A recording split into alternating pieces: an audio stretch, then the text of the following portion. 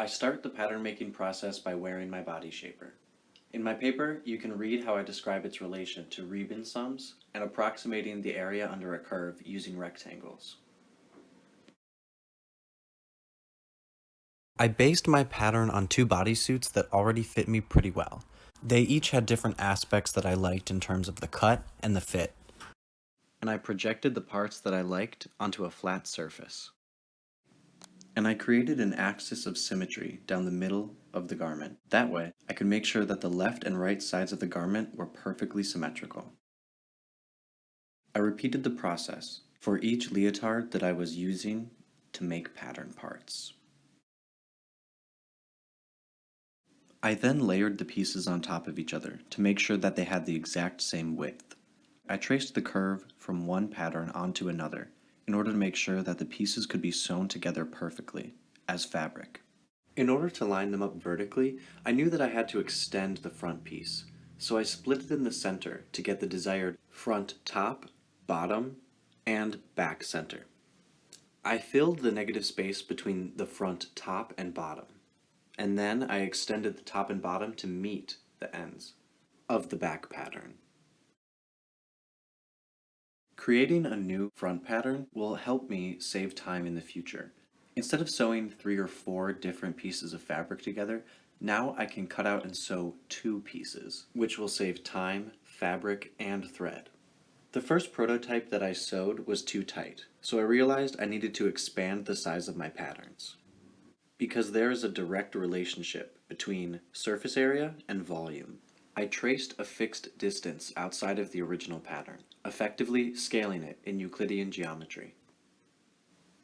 I remade my pattern on cotton fabric in order to make a more durable pattern that I could use while making many new prototypes.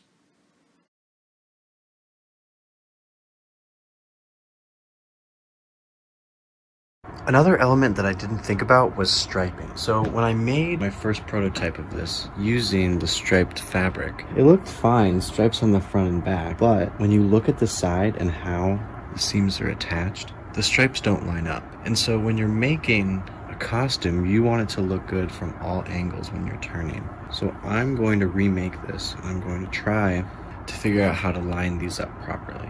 The black and blue stripes are evenly distributed, and I know that they both connect at this point, at the bottom of the arches. So my theory is that if I start them at the same place, I should be able to have the stripes running down the rest of the costume in unison.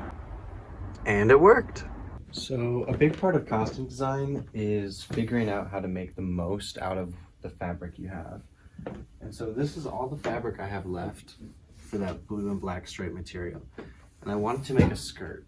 And in order to make the biggest one possible, I'm taking the rest of the fabric that I have left and I'm going to fold it in half. And now, in order to make sure that I have a perfect square to cut my circle from, I'm going to measure the length that I have this way so that I know how far to go. That means this will be the half.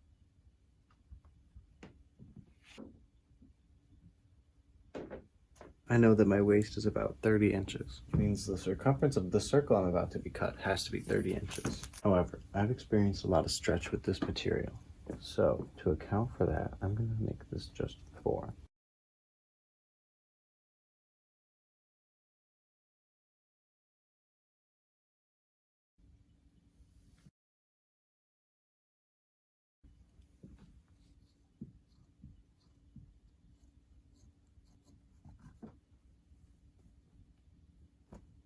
My next step is to create a petticoat. It's a garment that goes underneath that is larger than the skirt in order to give it volume. I'm going to take cotton fabric and I need to compress it along a skirt. That way there's more fabric. If I can create a density along the waistline, there'll be more volume underneath the skirt. I have a strip of elastic that fits around my waist. I'm going to sew the muslin, slide it onto this, compress it, and then sew it along the top. That way I have a fixed density across. In order to preserve the elasticity, I'm going to use a zigzag stitch. The stitch puts more space between points A and B on a straight line. I noticed a negative correlation between stitch length and elasticity, and a positive correlation between width and elasticity. So I reduced my stitch length and increased the stitch width. Looking at this minimal amount of fabric, the largest thing I can make out of the fabric that is left is a set of gloves. In order for the fabric to fit, I'm going to need to trace it splayed so that it fits normal on my hand. In order to get a proper pattern for my thumb, I'm going to take the thumb that I traced and put it on a fold. That way, the seam runs properly, and it'll be way easier to attach the glove instead of sewing two thumb pieces together. This is what pattern making is really all about. If you think critically, you can make a good pattern and do less work the next time. This first iteration of my glove fit too loosely on my hand. It didn't come up close enough in between my fingers. Doing the inverse of what happened when my body pattern was too small, I reduced the size of my pattern in order to get a tighter fitting glove.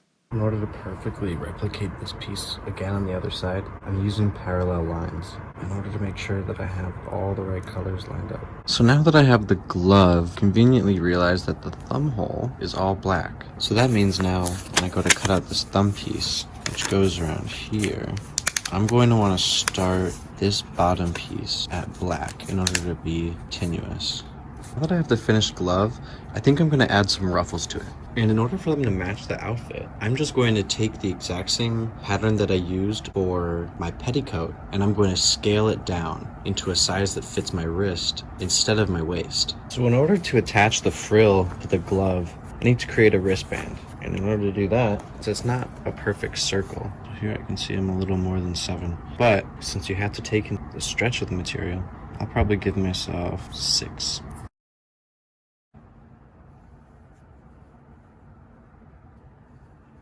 Oh, okay. So if I sew this on first, flip it up, sew that part on here, and right sides together.